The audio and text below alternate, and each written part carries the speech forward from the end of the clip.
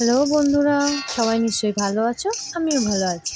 তো আজকে দেখো, আজকে কি রান্না করলাম না করলাম সব কিছু নিয়ে তোমাদের সামনে আবার চলে এলাম নতুন একটা ব্লগস নিয়ে।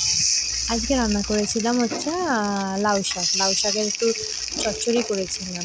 তো লাউ শাকের চচ্চড়ি করেছিলাম। চচ্চড়িটা আদা জিরে দিয়ে মাঝে মাঝে করি, কিন্তু আজকে একটু অন্যরকমভাবে করলাম।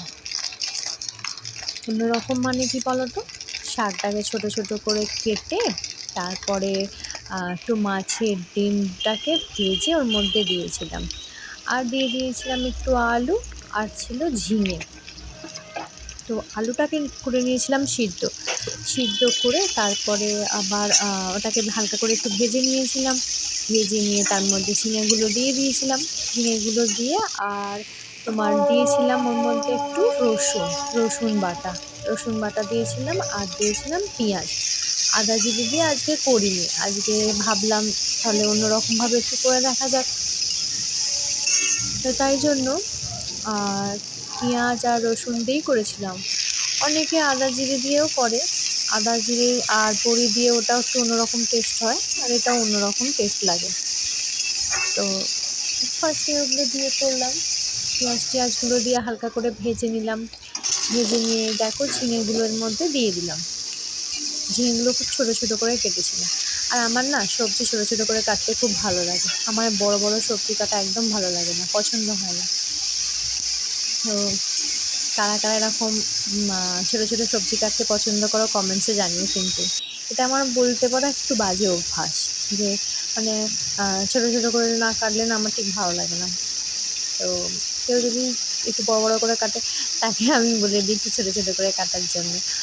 তো যাই হোক, তার মধ্যে এবার দেখো দিয়ে দিলাম পাঁচফোড়ন আর তেজপাতাটা দিয়ে দিলাম।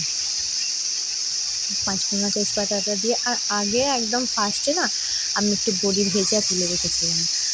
আর তারপরে হচ্ছে মাছের ডিমগুলো ভেজে নিয়েছিলাম, ওটাও ভেজে তুলে রেখেছিলাম। তারপর নাহলে একসাথে তো ভাজবো কীভাবে, তো তাই জন্য ওগুলো ভেজে তুলে নিলাম। তুলে নিয়ে এবার এগুলোকে বেশ ভালো করে একটু নেড়ে চেড়ে নিলাম, কারণ ঝিঙেটা এমনই জিনিস না, কড়াতে দিলে জল বেরোতে থাকে। তাই জন্য পেঁয়াজ রসুনটা আগে ভেজে নিয়ে আলুর সাথে হালকা করে ভেজে নিয়ে, যাতে রসুনের গন্ধটা না ছাড়ে, তারপরে আমি দিয়ে দিলাম ঝিঙেটা।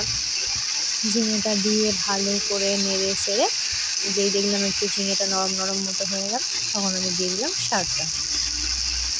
শাকটা দিয়ে দিলাম, শাকটা দিয়ে ভালো করে নেড়ে চেড়ে দেখো শাকটা হয়ে বাবা শাকটা আমি কিন্তু কিনে আনিনি, জানো তো, বাবা নিয়ে এসেছিলো, আমাদের ওখানে গাছ হয়েছিল লাউ শাক, তো সেটা নিয়ে এসেছিলো। আর এখানে দেখো ডিমগুলো যে ভেজে রেখেছিলাম, সেই ডিমগুলোকে একটু হালকা করে হাত দিয়ে ভেঙে নিলাম। ভেঙে আর ওর মধ্যে বড়ি আর ডিমটা একসাথে দিয়ে দিলাম। বড়ি আর ডিমটা একসাথে দিয়ে দেখো একটু হালকা হালকা মতো জল বেরিয়েছে, এইটা দিয়ে আমি হালকা হালকা করে যে জলটা বেরিয়েছে না, আর বাকিটা ধুয়ে একটু সামান্য একটু জলের মধ্যে দিয়ে দিয়েছিলাম, কারণ মাছের ডিমটা দিলে না একটু জলটা টেনে নেয় বেশি। তাই জন্য কী করলাম, ওগুলো দিয়ে ভালো করে বেশ নেড়ে চেড়ে আর দেখো চাপা দিয়ে দেবো। চাপা দিয়ে দিয়েছিলাম, এই দেখো, ঠিক আছে। এবার দেখো হয়েই এসছে যাকে বলতে হয়, শাকটা প্রায় দেখো শাকটা হয়ে গেছে। আর এখানে করে নিচ্ছিলাম আলু দিয়ে, মাছ দিয়ে আর পটল দিয়ে একটু ঝোল। আজকে সেরকম কিছু করিনি, আজকে করেছিলাম ভাত, আলু দিয়ে পটল দিয়ে ঝোল, আর শাকটা করেছিলাম, ব্যাস, আর কিছু করিনি।